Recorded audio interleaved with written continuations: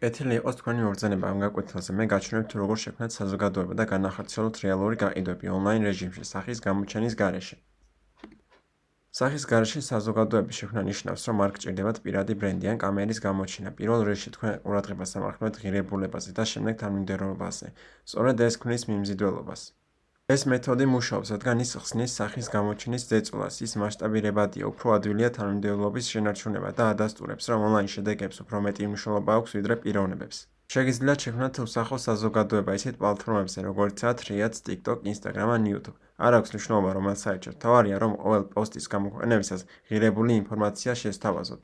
სელფები ან პირადი კლიპები არ გჭირდებათ. გააზიარეთ საგანმანათლებლო პოსტები, რჩევებით, სავსე სლაიდები, ეტაპობრივი სახელმძღვანელოები, მტკიცებულებების ეკრანის ანაბეჭდები და ვიზუალური ეფექტებით სავსე აუდიო ჩანაწერები. ეს საკმარისია თქვენი აუდიტორიის მოსაზიდად და გაყიდვების განსახორციელებლად.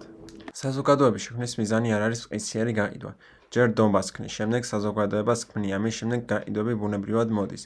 ხალხი არ ყიდულობს იმას, რისიც არ ესმის. პირველ რიგში რაც გჭირდებათ არის დაანახოთ ღირებულება, რას თავაზობთ. ტრანსფორმაციას ყიდულობს ხალხი და არა უბრალოდ პროდუქტს, რომელსაც თაროზე შემოდებენ. თქვენი საზოგადოება მხოლოდ ციფრები არ არის, ის კომენტარებში, პირად შეტყობინებებში, თქვენს Discord არხებსა და ელექტრონული პოსტის სიაში ჩანს. ეს ის ადგილებია, სადაც რეალური კავშირი და მომავალი გაყიდვები ხდება. თქვენ შეგიძლიათ გააკეთოთ Discord community, Telegram არხი, სადაც დამატებით მოიპოვებთ ნდობას. იმეილის გამოყენება იმისთვის, რომ გაანახორციელოთ იმეილ მარკეტინგი, საიდანაც უფრო მეტ ინფორმაციას მივაზრდით თქვენ შესახებ და თქვენი პროდუქტის შესახებ. კომენტარები, უპასუხეთ კომენტარებს, მათ კითხვებს, ასევე შემდეგი პოსტები ეცადეთ დადოთ იმ კომენტარებზე, რომელშიც უკვე კითხვები არის. ანუ რა გავაკეთო, როგორ გავაკეთო, მსგავს რაღაცებზე შეგიძლიათ გააკეთოთ პოსტები და უფრო მეტი ჩართულობა იქნება, უფრო მეტ ნდობას მოიპოვებთ. ხოლო პირად შეტყობინებებში კი დამატებით შეგიძლიათ მირჩევთ მათზე მორგებული რჩევები, რომელიც დაეხმარებათ მათ. მას შემდეგ, რაც თქვენ მათ ნდობას მოიპოვებთ, ისინი თავად მოისურვებენ უკვე შეძენად. 100-დან 100 შემთხვევაში არ ხდება ისე, რომ თავისით მოისურვონ, სწორედ ამიტომ უნდა გამოიყენოთ CTA, რაც ნიშნავს Call to Action, ანუ მოქმედებისკენ ბიძგი. როდესაც ხედავთ, რომ პირადში გწერენ, მაგალითად, უპასუხეთ ერთხელ მის კითხვას, ორჯერ, სამჯერ, დაინახა მან თქვენში ღირებულება, რჩევებს გეკითხებათ, ანუ ისინი ფიქრობენ, რომ თქვენი აზრი ამ საკითხთან დაკავშირებით მნიშვნელოვანია და თქვენ ამ სფეროში რაღაც გაგეგებათ. ამის შემდეგ უკვე შეგიძლიათ შესთავაზოთ თქვენი ფასიანი პროდუქტი, რომელსაც უმეტეს შემთხვევაში ყიდულობენ ხოლმე. ციფრული პროდუქტები ერთ-ერთი საუკეთესო რამ არის გაყიდვათ სახის გარეშე შეგიძლიათ. ხალხი არ ყიდულობს იმას თუ ვინ ხარ, ისინი ყიდულობენ იმას თუ რა პრობლემას წყვეტ. ნუ დაგავიწყდებათ რისთვის შექმნით ეს ციფრული პროდუქტი. ეს ციფრული პროდუქტი არის იმისთვის, რომ გადაუჭრათ ხალხს პრობლემა და არა უბრალოდ თქვენ გააკეთოთ ფული, ანუ გამოიმუშაოთ ფული. პირველ რიგში კონცენტრირდით ხალხის დახმარებაზე,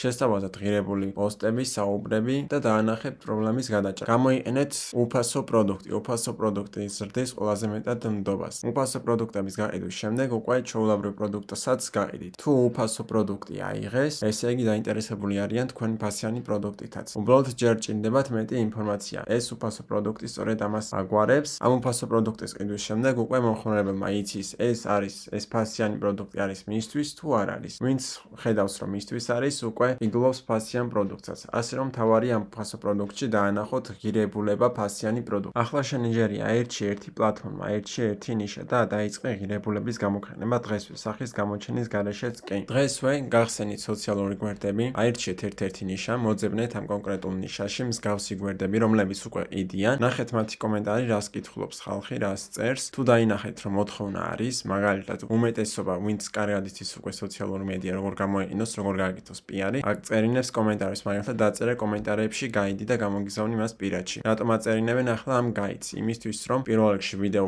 მეტმა ნახოს, შემდეგ უკვე ზრდიან ჩართულობას იმ მხრივ, რომ პირადში უგზავნიან შეტყობინებას, უგზავნიან ლინკს. ამ ლინკის შემდეგ, მაგალითად, პირველ რიგში რასაც უგზავნიან არის უფასო გაიდი. უფასო გაიდის გაგზავნის შემდეგ მეორე დღეს უკვე შეგიძლიათ მიწეროთ, თუ გქონდათ შესაძლებლობა, რომ გადაგეხედათ ჩემს უფასო გზამკვლევზე, თუ გეტყვით კის, შემდეგ უკვე კითხავთ რა პრობლემას წააწყდა, სად გაიჭედა, მირჩევთ დამატებით რჩევებს, რითაც მოიპოვებთ დამატებით ნდობას. შემდეგ უკვე შეგიძლიათ შესთავაზოთ თქვენი ფასიანი ვერსია. ეს არის პირადში მიწერის სტრატეგია, რომელსაც ვიყენებ. ასე რომ, რაც გჭირდებათ ახლა, მოძებნოთ მსგავსი არხები, შეგიძლიათ გამოიყენოთ რამე fake ანგარიში, რომელ ნიშაშიც არიჩევთ, დაწეროთ კომენტარი, ნახოთ მისი სტრატეგია, როგორ აკეთებს გაყიდვებს, როგორ რას წერს პირადში და შეგიძლიათ უკვე მოარგოთ უკვე თქვენს ბიზნესსაც. ამ ყველაფრის შემდეგ უკვე უნდა შექმნათ თქვენი არხი, არ აქვს მნიშვნელობა TikTok, Instagram, Threads, YouTube თუ სხვა.